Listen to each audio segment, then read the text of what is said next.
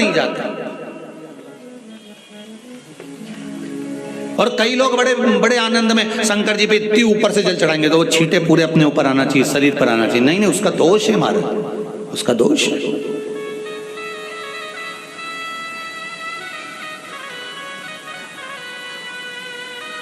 शिव जी को अगर आप जल चढ़ा रहे हो, जैसे आप भगवान को अगर जल चढ़ाओ, दूध चढ़ाओ, तो मान लो अगर जैसे एक सरल भाषा में समझ लो और अच्छे से कि जैसे ये शिवलिंग है शंकर जी का, ये शिवलिंग है और आप जल चढ़ा रहे हो तो इतनी ऊपर से छोड़ोगे तो पानी का छींटा तो अपने ऊपर आएगा। पर वही जल, वही दूध, वही सामग्री आप शिवलिंग से ध्यान देना महाराज। भगवान को कभी भी कोई भी सामग्री, जैसे भगवान के मंदिर में अगर फूल चढ़ाने जा रहे हो, भगवान के मंदिर में अगर पुष्प समर्पित करने जा रहे हो, तो फूल का मुख अपनी ओर नहीं होना चाहिए।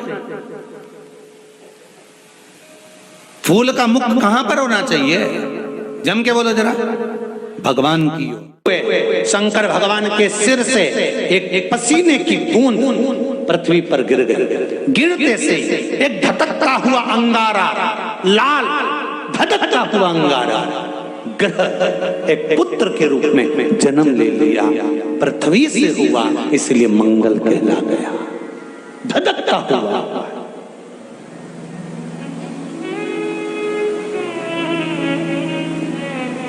पर अंधकासुर अभी नहीं मरा है। अंधकासुर की मृत्यु अभी नहीं। अंगारे के रूप में मंगल ग्रह प्रकट हो गए, जन्म ले लिए। पार्वती जी ने पूछा ये कौन है? शिव जी कहते हैं ये मेरे पुत्र के तुल्य है, क्योंकि मेरे शरीर के पसीने से उत्पन्न हुआ है, मेरे मस्तक के पसीने हुआ है, मेरे मस्तक के पसीने से पृथ्वी पर गिरने के कारण ये उत्पन्न हुआ है। इसका नाम मंगल होगा। ये ग्रह मंडल में रहेगा, देवताओं के रूप में पूजा जाएगा, पर मेरे क्रोध के कारण उत्पन्न हुआ है, इसलिए इसका ग्रह थोड़ा सा क्रूर होगा।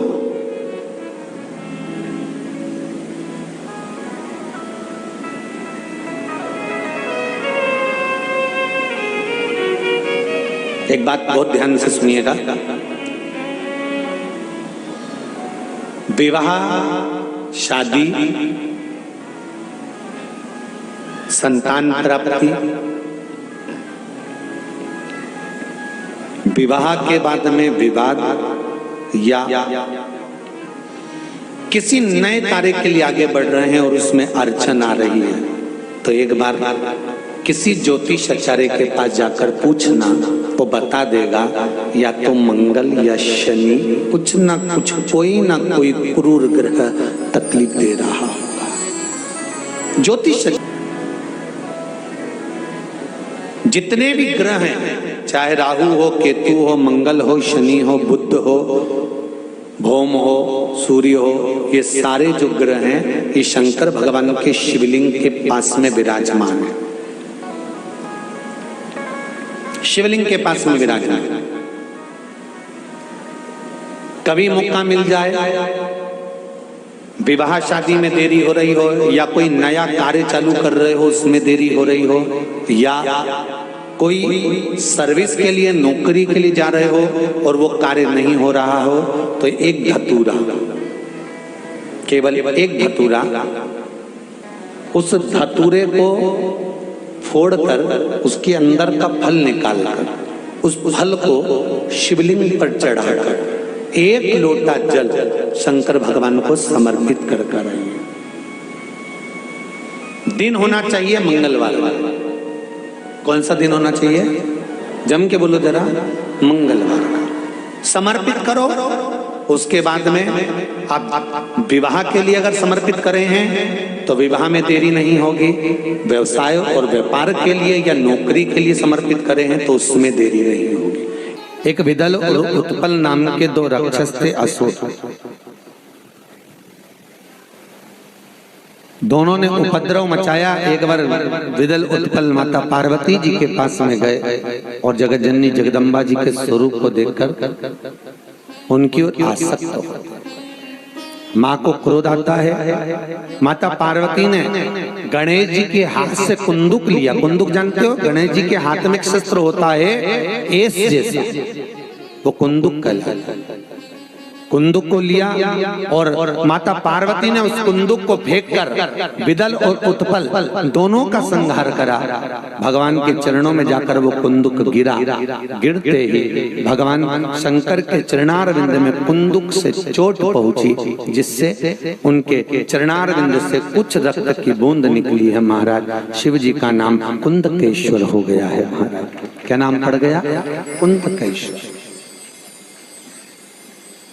रक्तांबर में शंकर को देखकर मां के नयन सृजल हो गए, मां के नयनों में जल आ गए।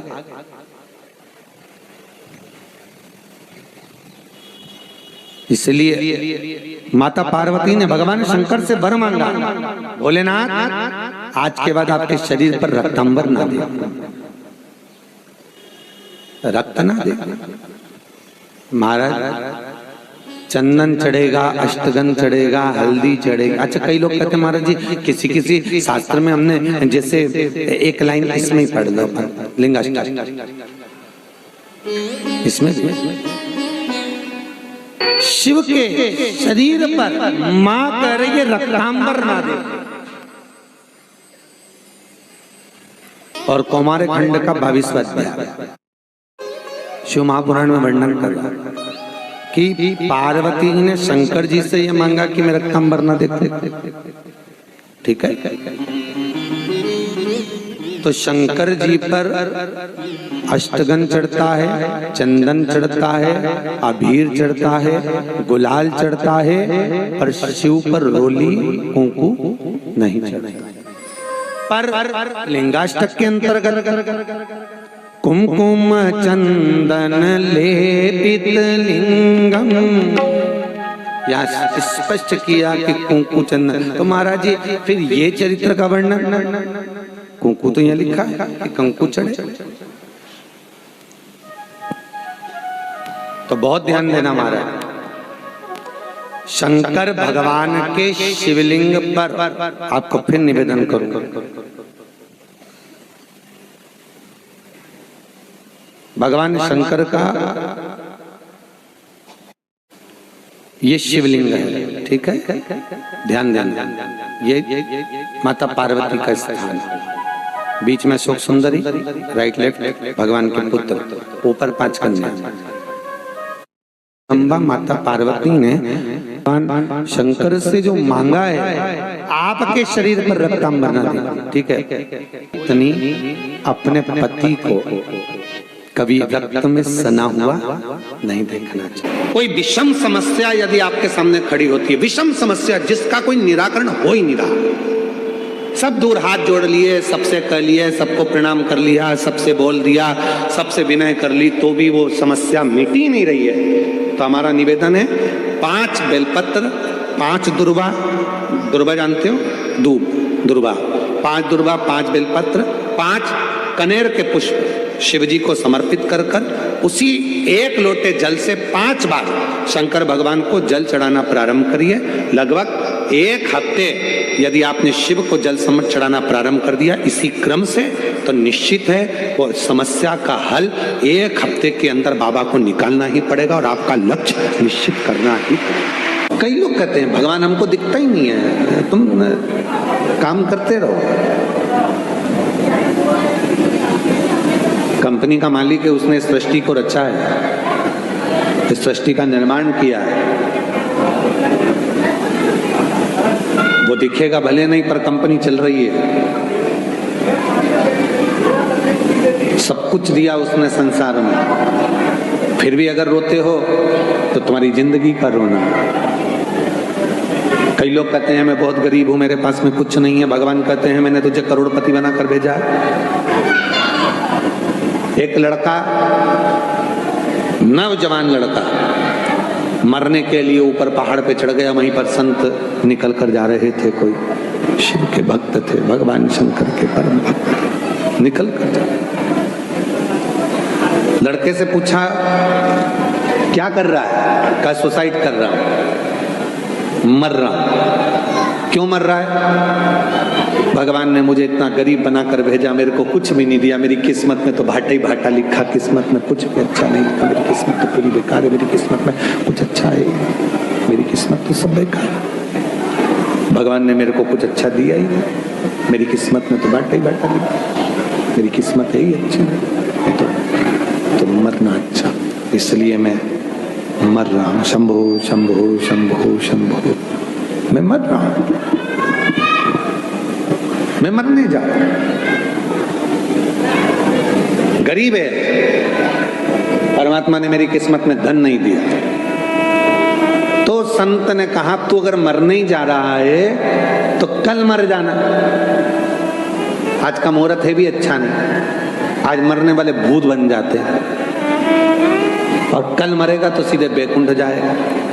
तो उसने कहा एक ही दिन की तो बात है, कल मर जाऊंगा, उसमें कौन सा टेंशन, पर एक दिन में करूंगा क्या।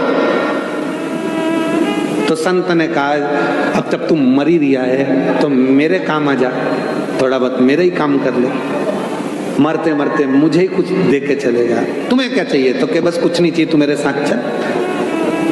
संत ने हाथ पकड़ा, उस व्यक्ति को लेकर राजा के पास पहुंच गया। राजा ने देखा मेरे गुरुजी आए, प्रणाम। गुरुजी ने आशीर्वाद दिया, राजन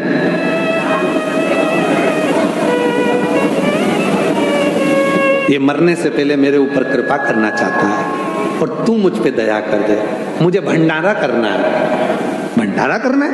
हाँ, पर मैं किसी से पैसे मांग कर नहीं करूंगा, मैं इस व्यक्ति को लेके आया हूं, इसकी दोनों आंख खरीद ले। राजा कितने पैसे देगा बोलो? राजा ने कहा एक आंख का 1 लाख, 2 लाख रुपए दिए। ठीक है, इतने में बाजू में लड़का खड़ा था, मैं काय को बेचूं मेरी आंख? संत ने कहा कल मरी तो रियायत दे जा, तेरा आपका क्या जाए, मरने से पहले तो देना। तो महाराज अब मेरा मन है कि इसके 2 कान भी खरीद लो। कितने दोगे? 50-50 हजार। इसकी दोनों किडनियां, राजा ने कहा किडनी ठीक है, 15-15 लाख। पांव 5-5 लाख, हाथ 8-8 लाख, 1,12,00,000 का हिसाब बन गया। चलो निकाल लो इसका सब, पैसे दो। इतने में बोला मैं काय को दूं, मैं काय को दूं भाई, तो कल मरना ही तो है, उससे पहले देने में दिक्कत क्या है? नहीं मैं नहीं दूंगा। उसको समझ में आ गया, संत के चरण पकड़ लिए। महाराज मुझे नहीं मालूम था कि मैं भी करोड़ों का हूं, मैं भी करोड़ों का, मुझे मालूम नहीं था।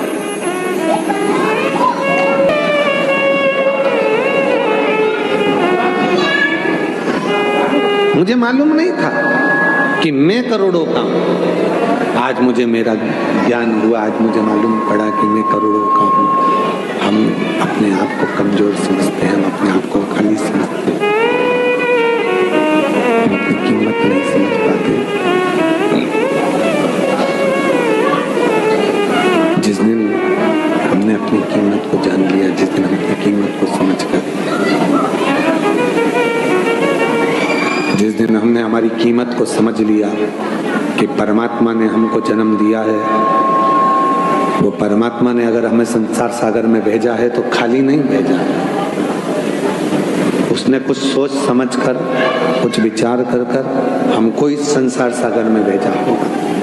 कहती है जिसके शरीर में काया का रोग हो जाता है, सोरायसिस जैसी बीमारी हो जाती है, खाल निकलने लगती है, चेहरे पर कालापन आ जाता है, आंखों के नीचे कालापन आ जाता है, या शरीर में काले काले धब्बे पूरे शरीर में कहीं पर भी पड़ जाएं, डॉक्टर का इलाज करवाओ, डॉक्टर को शिव मानो, जो दवाइयां दे वो खाओ, जांचें करने की बोले जांचें कराओ, पर साथ में एक काम और करो, शंकर भगवान को 5 बेलपत्र 5 दुर्वा समर्पित कर कर एक ही लोटे से 5 बार थोड़ा थोड़ा जल सुंदरेश्वर महादेव के नाम से चढ़ाओ। कौन से महादेव? सुंदरेश्वर महादेव। जो जल चढ़ाया है उस जल को कटोरी में झेल कर लेकर आओ। 5 दुर्वा में से 1 दुर्वा 1 बेलपत्र उठा कर लिया आओ। बेलपत्री को सुबह के समय खा लो, दुर्वा को प्रदोष काल में खा लो, और वो पानी को पूरे शरीर पर 5 बार लगाना चालू कर दो। शरीर में कितना भी अगर कालापन आ रहा होगा, छट्टे पड़े होंगे, सोरायसिस जैसी बीमारी भी होगी, तो लगभग 1.5 महीने के अंदर पूरा काया ठीक होना प्रारंभ हो जाएगी। सुंदरेश्वर महादेव का इतना महत्व में अगर किसी का तलाक हो रहा है, छूट रहा है, संबंध खत्म हो रहा है, तो आज भी महाराज श्री हरि और हर इन दोनों का साझा कर कर यदि नंदी से लेकर भगवान शंकर के शिवलिंग तक, नंदी से लेकर भगवान शंकर के शिवलिंग तक एक मौली जो लाल पीला धागा होता है ना, जिसको हाथ में बांधते हैं पूजन के टाइम पर, तो वो लच्छा, वो नाड़ा, वो मौली जो है, वो जो बांधने वाला है, नंदी का जो एक चरण खड़ा हुआ है, बाकी का चरण एक आगे का नीचे दबा हुआ है, पीछे का चरण भी दबा है, पर एक नंदी का चरण ऊपर है। उस चरण से लेकर भगवान शंकर के शिवलिंग तक एक सूत्र को बांधा जाए, और उस सूत्र को 7 जगह पर बेलपत्र रखकर उठा लिया जाए, और उठाने के बाद में किसी भी बेलपत्र के वृक्ष के नीचे वो 7 बेलपत्र समर्पित कर कर वो धागा लेकर 7 परिक्रमा अगर बेलपत्र की करी जाए, और जिससे संबंध टूट रहा है उसी से वापस प्रेम बढ़ाया जाए, तो वो स्मरण कर कर अगर 7 परिक्रमा उस धागे के साथ में कर कर हाथ में अगर बांधा जाए, तो कितना भी दम लगा ले कोई व्यक्ति तलाक हो ही नहीं सकता, स्नेह बढ़ेगा ही।